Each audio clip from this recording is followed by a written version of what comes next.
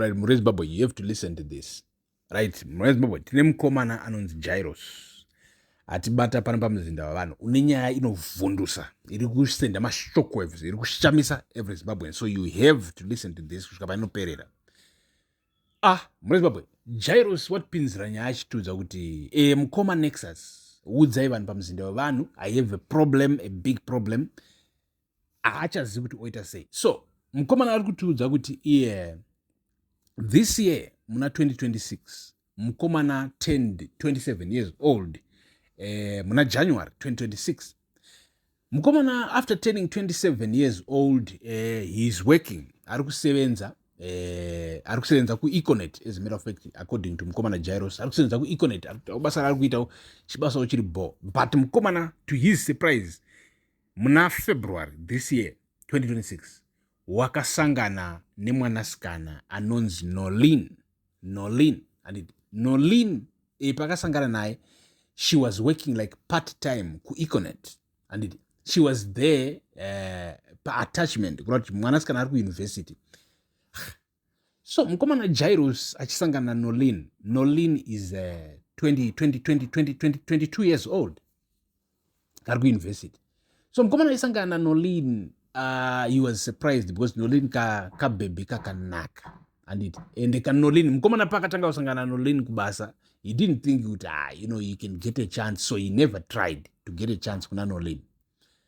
But to his surprise, ari kutiudza kuti during lunchtime, musokutanga, Nolene kakauya kuna mukomana Jairus. Ndokuti, Jairus, what are you eating? Jairus ndokuti wangu initone lunch box yangu chichi. Nolene ndokuti please share ndakanga ma lunch box yangu. Can I eat with you? Jairus ndokubvuma kudla na Nolene. Ndokutodla chikafu chese. Vari kuikoneti. Mwararo. Ndokudla chikafu chese. But mukomana ari kuti from that moment, he went crazy in brain. He was just, he couldn't believe it. Kuti kabara kemwana kakadai so kari kuda kuya kuzodla neni. But mukomana ari kuti he kept it cool and down and said, you know what, it's just maybe a moment. But to his surprise, kamwana mangwana zvakare kakauya kakati kari kuda food. So mukomana ari kuti akadla futi mwana food nemwana.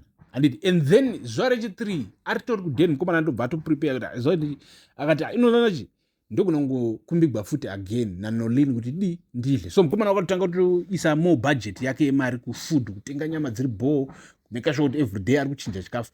And to his surprise, it happened kuti vhiki yose yakapera Nolene kachiuya kuna Jairus kuzodla every lunch. Mukomana akati bo. So mukomana wakatanga kuinda tina to my funny thoughts in brain kuti iwe maybe kamwana aka kane something for me, maybe kamwana aka chichi andoiza. But mukomana waikatasa kati aka top class, ka top soup too much akati ndisane nako. Because sometimes same face ka unofana pane mwe bhibhiro tirogona kukuda but unoziva kuti rakuda bhibhiro rinogona kukurova mari rikakupedza because unenge usina that resistance rakanakisa. So mukomana wangu chikoka. So murezimbabwe inzwai munzwe, mukomana ari kutiudza kuti vhiki rapera vaenda kuweekend vadzoka the next week. Nolene during lunch kakauya kumukomana kasvika mukomana akutogara kafunga kauya futi kufood chichimwe. But kaNolene kakabata plastic rine matake away. Mukomana remember ari kubva nefood yake padeni, zvati ari kutobika sadza padeni, oisa nyama, oisa veg, kauti oisa chichi zvari kuya ari kutozvibikira atoya padeni. Ari kutoya pagraft nefood yaabika padeni. But now vhiki yapera wiki yechitu kaNolene kari kupindira kakabata matake away atengwa. Kari kutosvika paya kaNolene kari kuudza mukomana kuti iwe uri kudya here chicken roadrunner because ndo yandinayo matake away. Mukomana ari kuti akabva abvuma kuti February this year handidi inzwai munzwe ichasvika to right now. So mukomana akabvuma kuti iwe yes roadrunner ndo chandotoda zvekuti broiler rakatodhakwa. Une roadrunner kabhebhi ndobva kabudisa 2 matake away ndobva kapa 1 mukomana Jairus.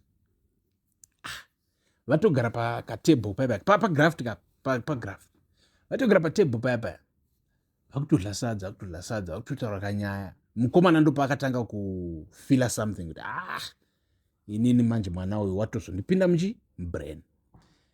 Kanolini ndobva katoudza mukomana kakati iwe mangwana don't bring food, don't bring lunch because last week wakandifeeda vhiki rese, so this is my week, ndichakufeeda vhiki rese.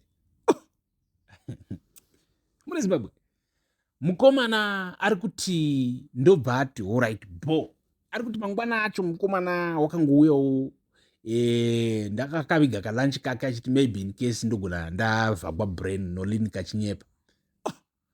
Lunch ichisvika kaNolini kauya futi nematake away, rice, nyama, chichi vagara paya patable paya vakutodla vari in the middle yokutodla meal iyaya. kaNolini ndobva kati hatichinja food. Mukomana washambudzika sekwezi vachinjana food paya vachinjana maspoon, brume vari kudla rice vachinjana maspoon vachinjana everything vakutodla paya. Mukomana ndobva atinyatsokuona kuti apa ndikanonoka apa ndindavadununa apa mwana wanitaridza masignal. Mukomana wavhunduka kuti apa ndoita zvekudiki. Mukomana apa tiri kutaura haana kana phone number dzaNolini handiti. Mukomana Jairus akati Nolini iwe wechamwari zvauri kundiitira iwewe, iwe uri kutenga matake away uri kufambisa sei? Nolini ndobva kangoseka zikanzi alright Nolini nozachi why don't you give me your number? Kamwana kati I was wondering kuti wanga uchabvunza rini. Kamwana ndobva kapa mukomana namba. Mukomana ari kutaura kuti vakatanga kutexta chinelas vachiita whatsapping vachiwhatsappa achiita sei. Kamwana kari slow akangopinduri zviri fast but kanopindura every message. So mukomana anofanira kungodzidza kuita dzimwe patient. So mukomana ari kutiudza kuti February wakatozosara kupera ka iye naNolini vakupengesana. Panga pasina audza umwe kuti ini ndokuda kana kuti but vari kupengesana, vari kudla vose food, vari kuperekedzana kuenda kudeni, vari kuita sei. But mukomana ari kutaridza kuti he noticed something, kuti Nolini sometimes pane nguva dzekuti kanotongokudza kuti ndiri kubuda, akaexplain kuti kari kuenda kupi, kari kuita sei. So and then kana mukomana akatarisa ari pagraph kuti paikonoita akatarisa kugedhe unoona panosvikana imwe BMW, panosvikana Benz, panosvikana chii, handiti mwana wotogwa wendwa naye. So mukomana anga asikadi kubvunza tumubvunzo wobo because pane pamwe panoona kuti uri kuspoila chinhu chakanaka handiti. Maybe baby rine muface but riri kundida for right now, so maybe richamuramba mubvezi. So mukomana anga ane kamwe tumwe tu hopefulness. Muri eZimbabwe chinzwai munzwa. So mukomana ari kuti March vakapusha March wapera, mukomana asati arova zvinhu, mukomana asati apiwa zvinhu handiti. kaNolini kangori kari tactical, kari fancy, kari busy kind of like kanogona kukudza kuti no nditori busy tokuita something handiti. Kari young. So muri eZimbabwe kaNolini manje remember tati kari pa-attachment handiti. So kari pa-attachment kudaro kamubhebhi kanomupota kapa kachimboinda kana for 2 days maybe kange kadzokera kuchikoro or whatever kanyonosubmita something. So mukomana manje akutiudza nyaya izvezvizvi muna July handiti. Kamwana kakazopedza ndobva kadzokera kuchikoro but vanga vatova murudo but mukomana anga asati apiwa zvinhu. So July uno mukomana ari kutiudza kuti 3 days ago kamwana kakasvika pabasa pemukomana kachipusha pombi yeBenz. Pombi yeBenz pabasa pemukomana. Kasvika pabasa pemukomana paya kachipusha pombi yeBenz. Ndobva kafonera mukomana ndobva abuda. Mukomana ndokuenda kumwana ndokunogara pasi ndokutaura ndokunogara muBenz handiti. Vakutaura vari kuita imwe yese vari kuita sei. At that same time kamwana kakatanga kufonegwa. First mukomana ari kuudza kuti kamwana kakadropa phone call ndobva so phone yako yanga iri pakaside dzini kaka muBenz handiti. Kaside kekuti mukomana akagara kufront seat side ro, kabhebhi kakagara padriver seat and then pane kadzini kari pakati, phone iri papapo yanga iri katarisa mudenga, screen iri mudenga. So mukomana pakafonewa akaona phone call yakanzi iyo love. Andi mupanzwa kuti this is somebody anodiwa naNolini ari kufona. kaNolini ndobva kakata ndobva katadza phone padhazi. Zimbabwe inzwai munzwa.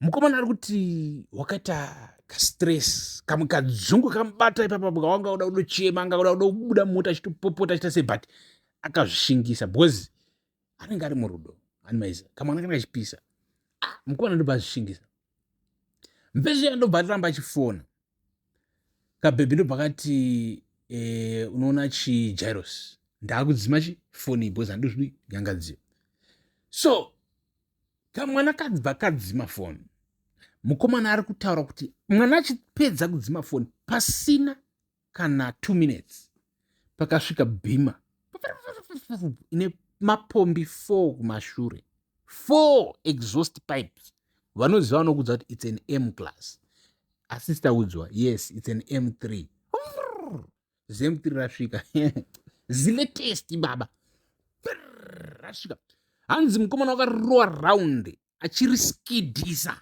richitenderedza benz iri mukati muna najairos nanolin bhima rambe rakadhini abhima anenge akadhiniwa ka unoziva mazilaidzi ekumberi mamwe anenge aiwewe maziled mukomana ndobvaona bhima akati iwe nolin chii chiri kuitika kanolin ndobva akati oraiti iwo gara munomu ndiri kudzoka mukomana akati uri kuti chii kwewe nolin kamwana ndobva kavhura dhoo rebenz kabuda mubenz kavhara kachibuda mubenz apa bhima yatopaka pasaidi pebenz anditi mubenz ndomuna jairos unongori mumvisa kushanda paeconet kamwana akabuda kaenda padhuze nebhima paya mufesi wemubhima achibuda akarowa mabhimbo akarowa chii rimwe boys riya ringe rakarowa designa muviri wese kore rine keshi karivhunduki kari rakarowa mudhidhwa ringe rakarowa mudhidhwa muviri wese baba zvokutopedzerai mukomana ndobva aona mukomana ari mubenz akatarisa benz ritinded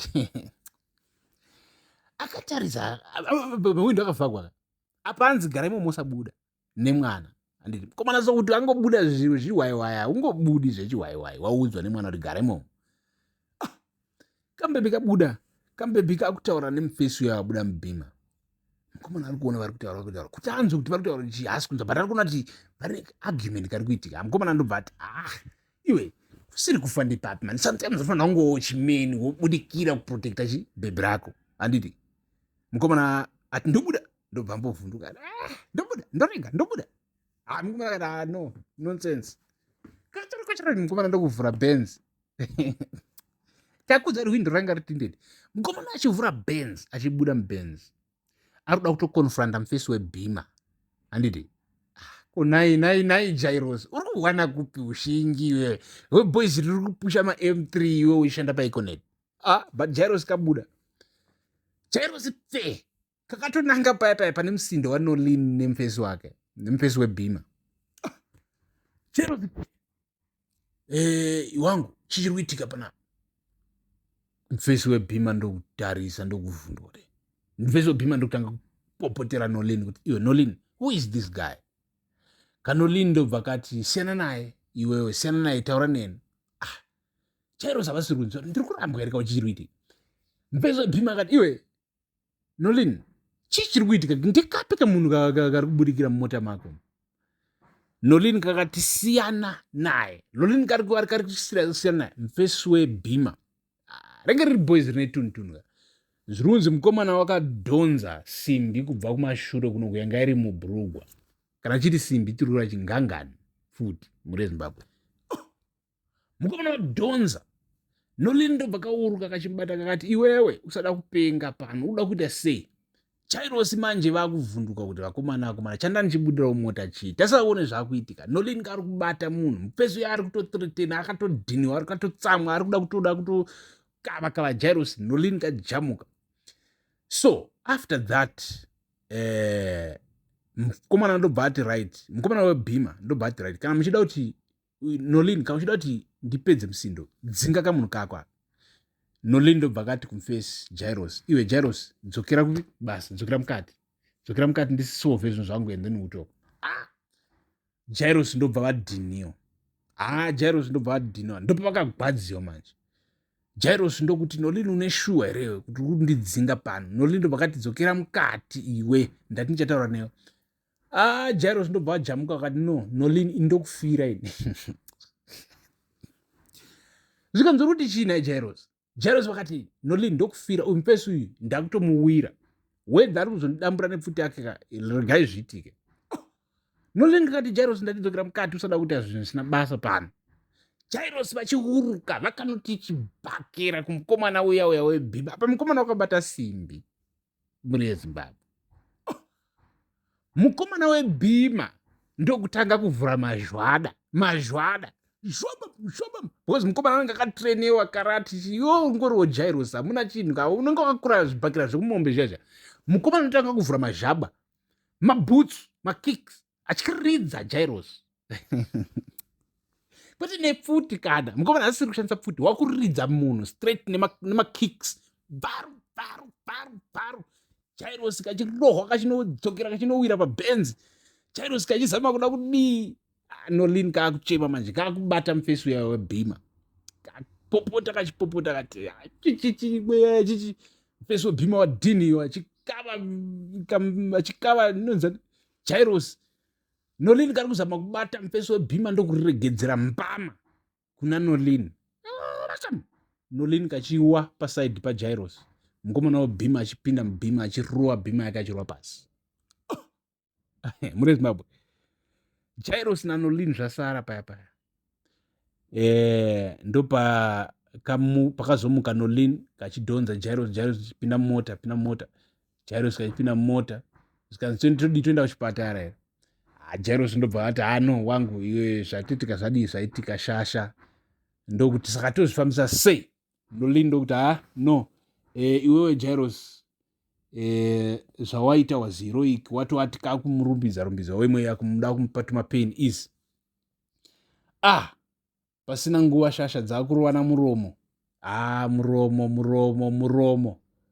muromo inanzvi ikisi muromo shasha dzakutodanana mumota muya dzapedza izvozvo dzakutoseka about everything that happened dushamwari wandirovesa zingambobviri ndiJairos wakutaura muri Zimbabwe. Nolin kachibva kangoti alright boss saka yo Jairos chirega ndiindewo dzokera kubasa and then tichaona Jairos ndokudzokera mubasa right. Muri Zimbabwe now Jairos watibata pano ari kuti he is confused, he just don't understand kuti what is going on because he didn't know kuti Nolin munhu ane mari zvokuti angatoya neBenz pabasa paJairos. And he is surprised and he just doesn't know kuti mukomana webhima what is he going to do next because Jairos ari kurarama in crazy fear right now. Ari kundudza kuti ari kutudza muri Zimbabwe kuti ari mukuhla kuti mukomana webhima wakatoenda zvachose heroi kana kuti achatoita tumwe backup plans and mufesi wekuti toatomuona achibudisa simbi handiti zviro tinogona kungotumira vanhu nesimbi akamupfuudza. So mukomana ari kuti haanzwisisi kuti oramba achidana Nolin oita zvekudii. So muri Zimbabwe this is for you kuti mupe maoptions mukomana mumubatsirewo mucomment section. Tichange tirimo mukomana achange arimo. So thank you for watching, stay blessed, peace.